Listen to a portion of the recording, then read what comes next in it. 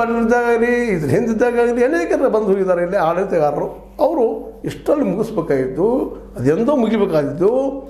ಅಷ್ಟೇ ಒಂದು ಎಷ್ಟು ಅದು ಆರಂಭದಲ್ಲಿ ಅದಕ್ಕೆ ಒಂದು 60-70 ಕೋಟಿ ರೂಪಾಯಿ ಇಟ್ಟಿದ್ರು. ಇವತ್ತು ಸಾವಿರಾರು ಕೋಟಿ ಆದರೂ ಇನ್ನೂ ಮುಗಿತಾನೇ ಇಲ್ಲ. ಇದು ಕಾರಣ ಅಂದರೆ ಅಲ್ಲಿ ಭ್ರಷ್ಟ ವ್ಯವಸ್ಥೆ, ನಮ್ಮ ಸರ್ಕಾರಗಳ ಭ್ರಷ್ಟ ವ್ಯವಸ್ಥೆ, ಇಚ್ಛಾಶಕ್ತಿ ಇಲ್ಲದ್ದು. ಅದೇ ಕಾಲಕ್ಕೆ ಮಹಾರಾಷ್ಟ್ರ ಆಗಿರ್ಬೋದು, ಇದು ಮುಂದೆ ತೆಲಂಗಾಣ ಮತ್ತು ನಮ್ಮ ತಮಿಳುನಾಡು ಆಗಿರ್ಬೋದು, ಅಥವಾ ಆಂಧ್ರ ಪ್ರದೇಶ ಆಗಿರ್ಬೋದು, ಇವರೆಲ್ಲರೂ ಏನಪ್ಪ ಅಂದರೆ ಅದರಲ್ಲೂ ನಮ್ಮ ಆಂಧ್ರ ಪ್ರದೇಶ ಇವರೆಲ್ಲರೂ ಈಗಾಗಲೇ ತಮಗೆ ಎಷ್ಟು ಬೇಕಾಗಿತ್ತು ಅವ್ರಿಗೆ ಶಾಂಕ್ಷನ್ ಆಗಿದೆ ನೀರು ಟ್ರಿಬ್ಯುನಲ್ದಾಗ, ಅದಕ್ಕಿಂತ ಹೆಚ್ಚಿಗೆ ಅವ್ರ ನೀರನ್ನು ಈಗಾಗಲೇ ಸಂಗ್ರಹ ಮಾಡೋದಕ್ಕೆ ಡ್ಯಾಮ್ಗಳು ಕಟ್ಕೊಂಡಿದ್ದಾರೆ. ಇದೆಲ್ಲನೂ ನಾವು ಇವತ್ತು ಭಾಳ ಎಚ್ಚರಿಕೆಯಿಂದ ಹೆಚ್ಚಿಟ್ಟು ನಮ್ಮ ಪಾಲಿಗೆ ನಾವು ನೀರು ತೊಗೊಳ್ಳೋದು ಮೊದಲು ಮುಖ್ಯದ.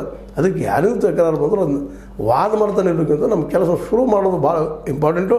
ಅದೇ ಕಾಲಕ್ಕೆ ನಮ್ಮ ಕೇಂದ್ರ ಸರ್ಕಾರ ಆದರೂ ಸಹಿತ ಕರ್ನಾಟಕದ ಬಹುವರ್ಷಗಳ ಕೋರಿಕೆ ಮತ್ತು ಅವ್ರಿಗೆ ಬರೋ ಪಾಲದು ಈಗಾಗಲೇ ಡಿಸೈಡ್ ಮಾಡಿದ ನ್ಯಾಯಾಧಿಕರಣ ಅಷ್ಟು ನೀರನ್ನು ನಾವು ತೆಗೆದುಕೊಳ್ಳೋಕೆ ಅನುಕೂಲ ಆಗುವಂಗೆ ಈ ಡ್ಯಾಮ್ಗಳನ್ನ ಎತ್ತರಿಸೋದಕ್ಕೆ ಅಥವಾ ಇನ್ನೂ ಡ್ಯಾಮ್ಗಳು ನಿರ್ಮಿಸೋದಕ್ಕೆ ಸಹಕಾರ ಆಗ್ಬೇಕಂತೇಳಿ ಈ ಸಂದರ್ಭದಲ್ಲಿ ಕೇಂದ್ರ ಸರ್ಕಾರಕ್ಕೂ ಸಹಿತ ರಾಜ್ಯ ಸರ್ಕಾರ ಒತ್ತಾಯಿಸಬೇಕಾಗಿದೆ, ಹೋರಾಟ ಮಾಡಬೇಕಾಗಿದೆ.